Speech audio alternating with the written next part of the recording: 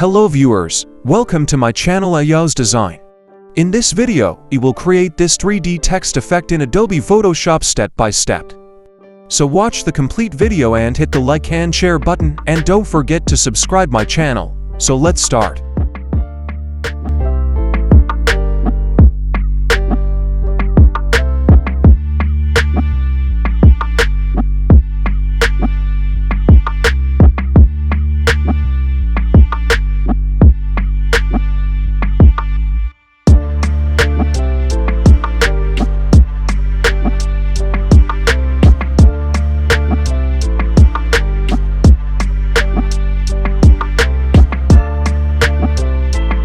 Press down and right arrow key one time.